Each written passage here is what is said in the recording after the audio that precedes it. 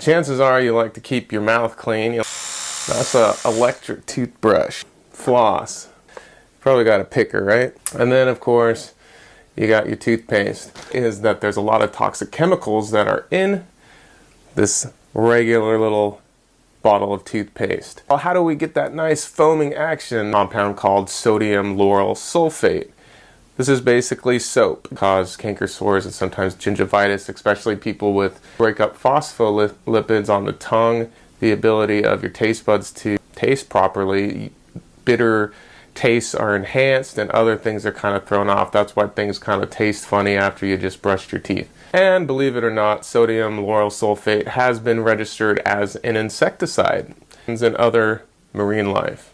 Got to make that toothpaste sweet. How do we do that? We add artificial sweeteners, of course. We got saccharin, aspartame, pick your choice your pick. Usually it's saccharin. Saccharin is a known carcinogen. Well, so is aspartame. But I remember when I was in pharmacy school in a compounding lab, we were working with saccharin, and on the bottle there was this like huge carcinogenic label on it, and it just like freaked me out.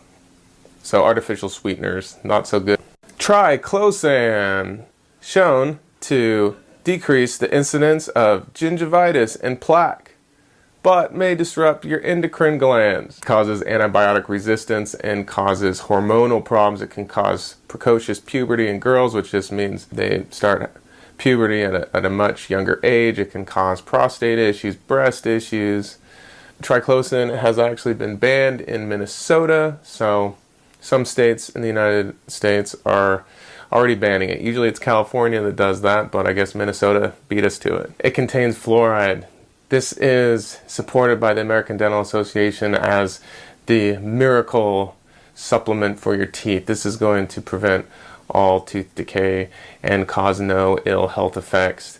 It does have quite an ill health impact. A lot of different tissues in your body. It affects your thyroid, especially. If you have thyroid issues, you should be avoiding fluoride like the plague. It also has neurological consequences. If you swallow a pea-sized amount of toothpaste with this little tiny bit of fluoride in it, it actually says to call the Poison Control Center on the back. So what do you think? Should we be taking in a lot of fluoride or trying to minimize it at all costs? Should we be putting it in our municipal water supplies, or should we be avoiding it? I'll let you be the judge, but as far as the evidence that I've seen, fluoride is a dangerous chemical that we should avoid at all costs. If we can minimize it, eliminate it. Propylene glycol. Propylene glycol is a type of mineral oil that in industrial form is fantastic for paints, enamels, antifreeze.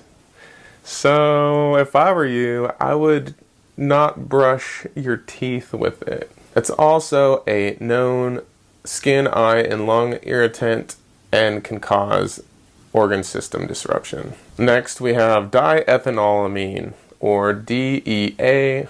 It's another foaming agent.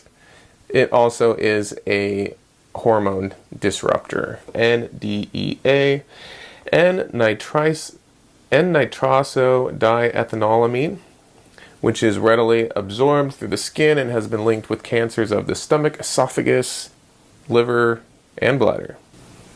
Microbeads.